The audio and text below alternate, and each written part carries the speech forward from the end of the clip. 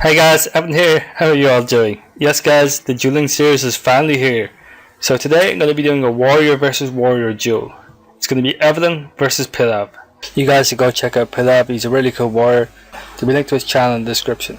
Now I'm going to go over the glyphs and the specs and everything I use during this fight before we start the fight. But if you guys want to skip all that and just skip straight to the duels, there's a link straight up above and you guys can click on it to skip straight to it. Alright, so guys, let's get off with the first thing. Let's start off with the spec I use. Now, yeah, Juggernaut is every 12 seconds, but double time is pretty much just as good as Juggernaut in a warrior versus warrior fight, because most warrior fights are not going to last more than a minute, and if you calculate it right, you're going to get 5 charges from both charges every minute basically. So this leaves the option open for you to use 2 charges at once if you need to. The next line, second one has always been the main choice. The next line, staggering shout and piercing howl. Staggering shout is a bit better of a choice because the simple fact is it allows you to get some your like shattering throws off or peel for yourself or anything like that. It's just a good way to keep yourself alive. Next talent line is Shockwave, Stormbolt and Dragon Roar. I personally prefer Dragon Roar over the two simply for the fact is Dragon Roar is a really good way of finishing off an opponent at any point that you need to do it when they're on second wind ticks. Shockwave is also a good choice, but the problem with Shockwave is it's on a 40-second cooldown and this makes it a poor choice compared to say Stormbolt. Blade Storm can pretty much all damage being avoided by Die by the Sword, so I would never choose this. The next talent line is Safeguard is pretty much the only option here. Next talent line, Avatar. Avatar is pretty good, but the problem with Avatar is most of the damage, like I said, from offensives can be negated through Die by the Sword, so Avatar isn't really a good option in my opinion. Bloodbath is also another option, but the problem with Bloodbath is even though it bleeds and ticks and it is, I've seen a lot of warriors use it pretty vital, it's not really my favourite thing to use because the simple fact is you can negate a lot of the damage with Die by the Sword if you're quick enough to get the Die by the Sword up. Stormbolt I feel is the best choice though. It's a ranged stun, it's on a 30-second cooldown and it has 0 chance to miss. You cannot dodge it. That's what I like about it. It's a really good choice personally in my opinion, and you're going to get at least 2, maybe even 3 of these in a fight if you do it right.